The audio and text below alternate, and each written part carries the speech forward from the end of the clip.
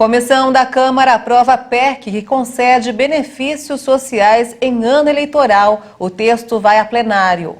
Decreto obriga postos a exibir preço dos combustíveis antes e depois de teto para ICMS. E você vai ver também. Congresso aprova crédito consignado a quem recebe Auxílio Brasil. Boris Johnson renuncia e deixa cargo de primeiro-ministro do Reino Unido. Inflação global levou mais de 71 milhões de pessoas à pobreza nos países em desenvolvimento. No Dia Mundial do Chocolate, você vai saber se um dos alimentos mais consumidos do mundo faz bem à saúde. Agora no Jornal das 18h30.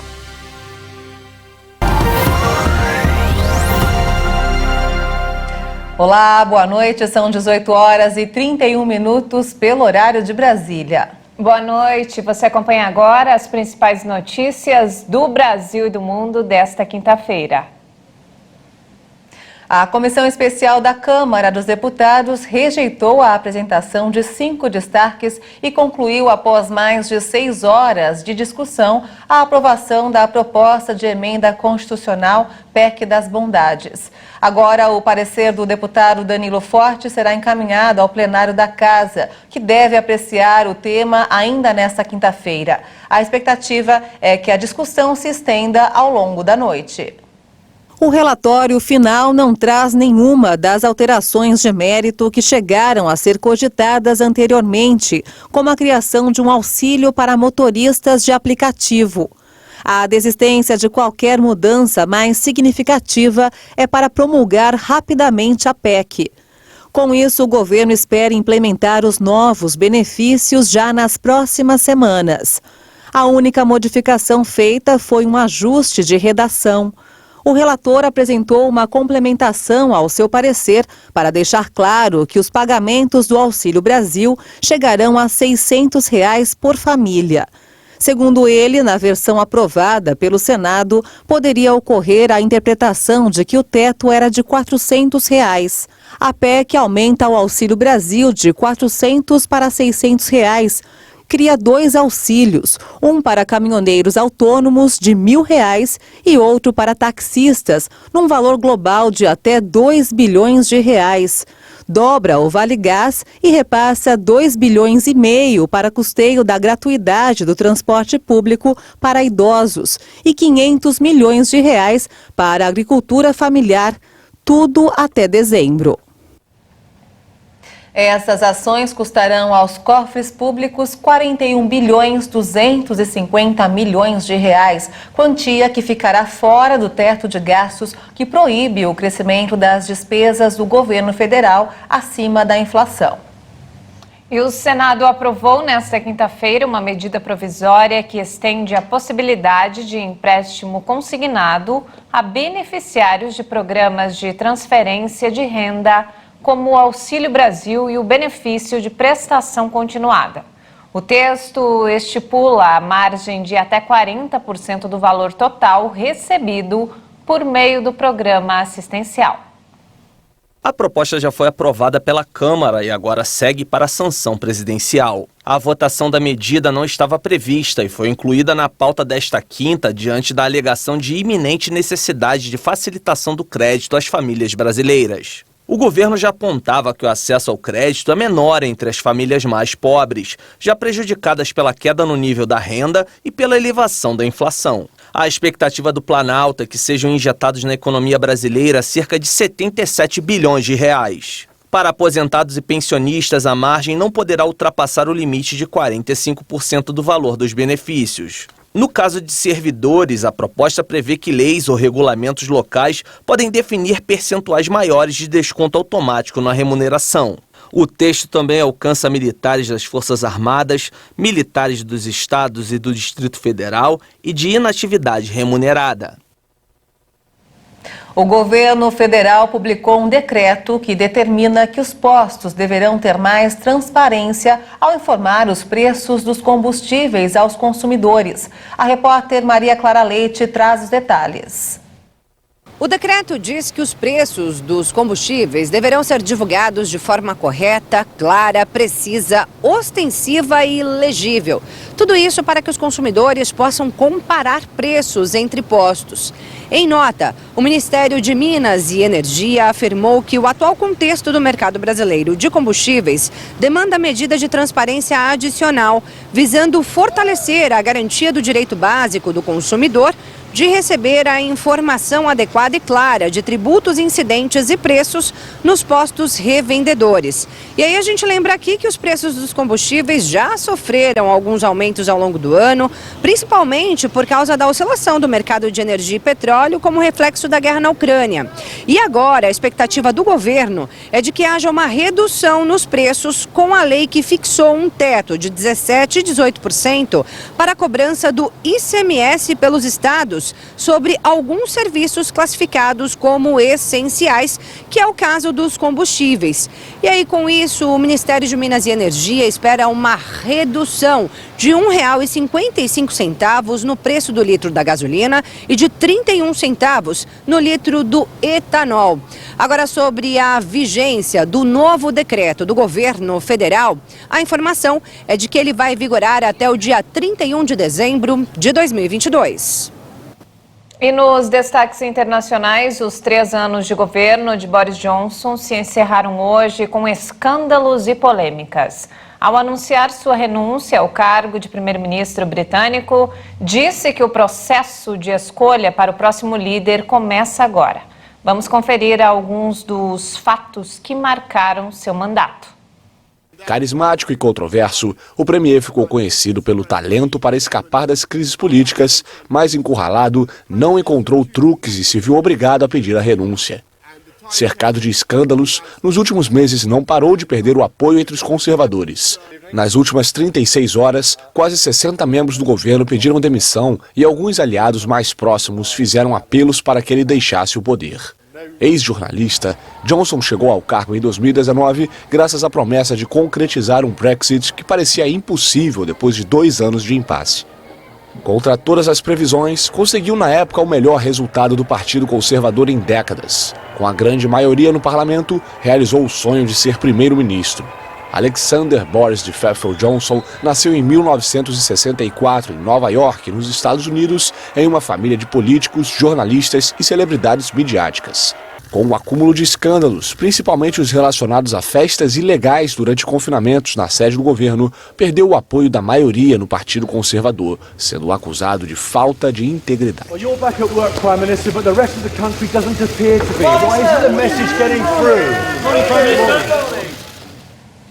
E após a renúncia de Boris Johnson, o presidente da Ucrânia, Volodymyr Zelensky, lamentou a decisão e agradeceu o apoio do primeiro-ministro e disse que espera que o país continue do lado dos ucranianos.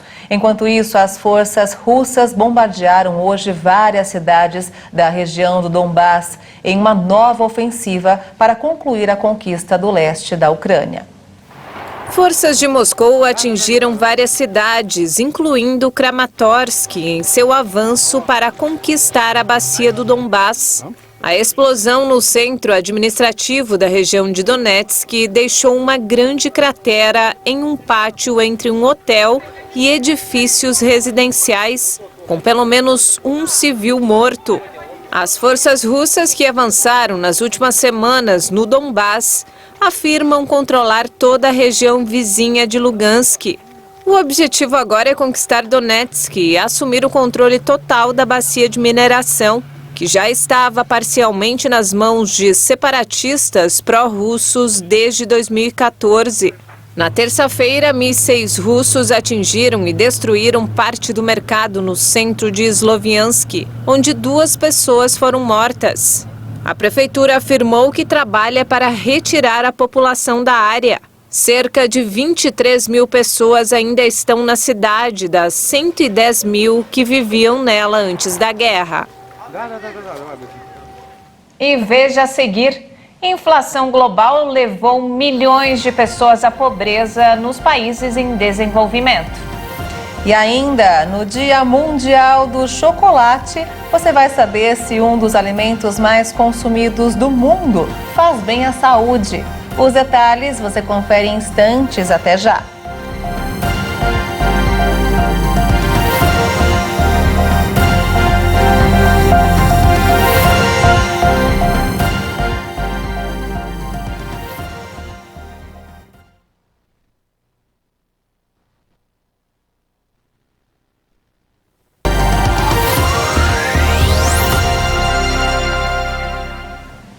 Estamos de volta, são 18 horas e 43 minutos pelo horário de Brasília.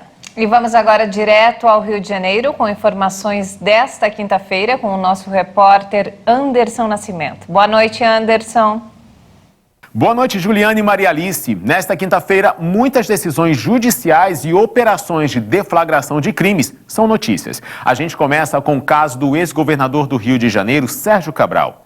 A decisão da 8ª Câmara Criminal do Tribunal de Justiça do Rio determina que o ex-governador Sérgio Cabral e a ex-primeira-dama do Rio de Janeiro, Adriana Anselmo, deverão devolver 10 milhões de reais aos cofres públicos do Estado. Cabral e Adriana foram condenados no ano passado pelo crime de peculato, pelo uso particular do helicóptero do governo do Estado para transportes de familiares, funcionários, políticos e amigos. Segundo a decisão da Justiça, o valor fixado em 10 milhões servirá como reparação dos prejuízos causados aos cofres públicos. O período que vai de 19 de agosto de 2008 a 3 de abril de 2014. A quantia ainda sofrerá atualização monetária e juros de mora de 1% ao mês, contados desde abril de 2014. A Polícia Federal realizou uma operação para investigar fraudes na Previdência Social. A Polícia Federal cumpriu hoje 2 mandados de prisão preventiva e 9 de busca e apreensão contra acusados de fraudes previdenciárias.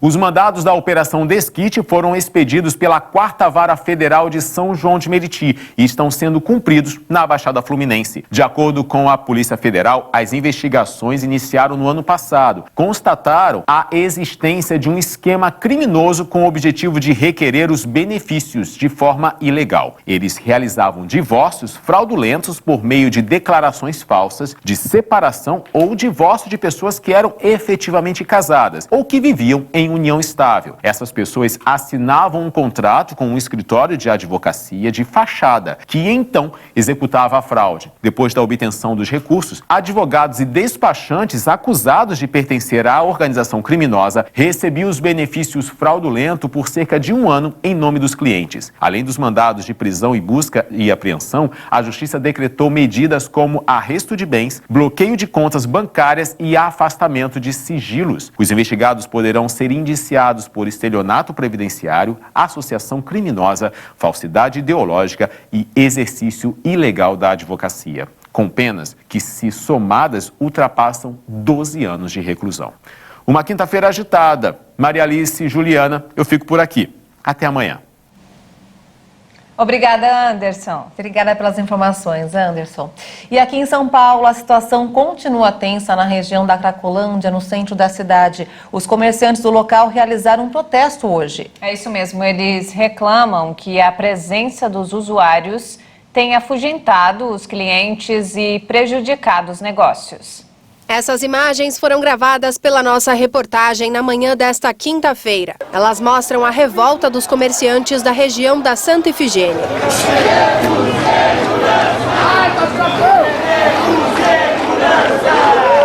Comerciantes da rua Santa Efigênia fecharam as portas entre as 9 e as 11 da manhã em forma de protesto. Eles alegam que a rua não pode e não deve ser a nova Cracolândia. Nossa equipe de reportagem flagrou usuários de droga que não se intimidam mesmo com a luz do dia. Nesta esquina, alguns deles estão com cachimbos na mão usando crack. Este tipo de cena tem afastado consumidores. Para conseguir a droga, muitos praticam furtos e roubos na região. A Operação Caronte aconteceu na terça-feira, quando agentes da Guarda Civil Metropolitana e da Polícia Militar foram cumprir 28 mandados de prisão expedidos pelo Poder Judiciário. A ação visava prender em flagrante traficantes que atuavam na Avenida Rio Branco e na Rua Guaianazes. A região central é conhecida pelos prédios históricos, mas também pelo grande número de usuários de drogas, que estavam concentrados na Rua Helvétia há muitos anos. Moradores da região relatam que estavam até acostumados com o fluxo, mas estranharam quando acordaram e os usuários haviam sumido do principal ponto e ido para a Praça Princesa Isabel. Segundo o delegado do caso, cerca de 100 pessoas integravam o fluxo local, bem menor do que o encontrado na praça durante a primeira abordagem, que aconteceu no início deste ano. De acordo com comerciantes locais, ontem os dependentes tentaram saquear algumas lojas no centro comercial que fica na rua Santa Ifigênia. Em forma de defesa, as portas foram abaixadas e depois de alguns ataques que partiram dos usuários, donos e funcionários de lojas da região responderam com agressão. A prefeitura informou que foram realizadas mais de 11 mil abordagens a dependentes químicos desde março, com 2.800 deles mandados para serviços como centros de acolhida. Entidades assistenciais relatam que essa ação policial de expulsar e espalhar os usuários tem dificultado o trabalho dos profissionais de saúde, que precisam fazer a busca nas ruas para realizar o atendimento.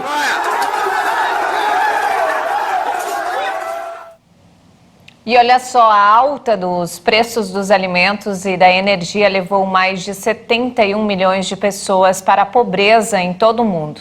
A análise é do Programa das Nações Unidas para o Desenvolvimento. E vamos agora ao mercado financeiro. O dólar fechou em queda nesta quinta-feira, após ter avançado nas últimas 5 sessões, em linha com sinais de alívio pontual na força da moeda nos mercados internacionais. A moeda norte-americana caiu 1,44% e encerrou o dia a R$ 5,343 na venda. O Ibovespa, o principal índice da Bolsa de Valores de São Paulo, a B3, voltou aos 100 mil pontos hoje, puxado pelo clima positivo em mercados acionários no exterior e alta de preços de commodities, como o minério de ferro e o petróleo. O indicador fechou em alta de 2,04% a 100.730 pontos. E olha só, em junho, a proporção de famílias com dívidas a vencer ficou em 77,3%. Na comparação com o mesmo mês de 2021, houve crescimento de 7,6 pontos percentuais. Os dados foram divulgados hoje pela Confederação Nacional do Comércio de Bens, Serviços e Turismo. De acordo com a CNC, as dívidas no cartão de crédito representam a maior fatia do endividamento, com 86,6% do total de famílias. Em seguida vem os carnês, com 18,3%, e o financiamento de carro, com 10,8%. Apesar de tímida, houve queda de 0,1% em relação a maio, a segunda baixa seguida após o recorde de 77,7% em abril. A Confederação afirma que a queda no endividamento reflete a melhora no mercado de trabalho a partir do abrandamento das restrições impostas pela pandemia. A CNC ressalta o impacto positivo para a população das medidas temporárias de suporte à renda, como saques extraordinários do FGTS, antecipações do 13º salário, INSS e maior valor do Auxílio Brasil. Com isso, o cidadão precisou apelar menos para os gastos no cartão.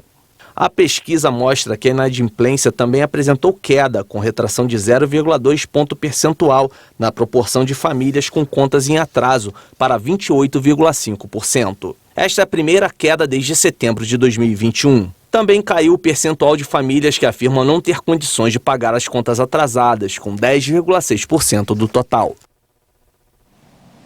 E antes de encerrar, olha só que delícia, hoje é celebrado o Dia Mundial do Chocolate, uma iguaria amada por praticamente todo mundo. Maria, você sabia que esse alimento faz bem à saúde? Pois é, Ju, se for isso mesmo, que boa notícia para todos nós, né? Mas olha só, depende da qualidade e da quantidade consumida. Vamos ver. Só de olhar esta imagem já dá água na boca. Agora imagine se fosse possível sentir o cheiro deste lugar através do vídeo.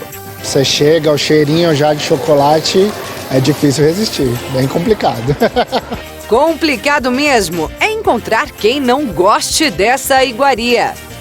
É uma delícia, eu sempre tô comendo chocolate. É uma alegria, é uma satisfação, a gente ama chocolate. Mas você sabe como surgiu essa delícia? Diz a história que o chocolate foi criado por astecas e maias em meados dos séculos 8 e 9, numa época em que essas eram as civilizações mais desenvolvidas da América. No século XV ele migrou para a Europa e era visto naquela época como um item de ostentação da realeza. Só durante a Revolução Industrial é que ele se popularizou e ganhou o mundo. E hoje, aqui, o chocolate é feito em 12 etapas que nós vamos mostrar agora, direto da fábrica. Primeiro de tudo tem que colher o cacau, né? O cacau é um fruto e para fazer o chocolate a gente usa as sementes do cacau. Então essas sementes passam por um processo de secagem, de fermentação e depois disso a gente torra as sementes e moe.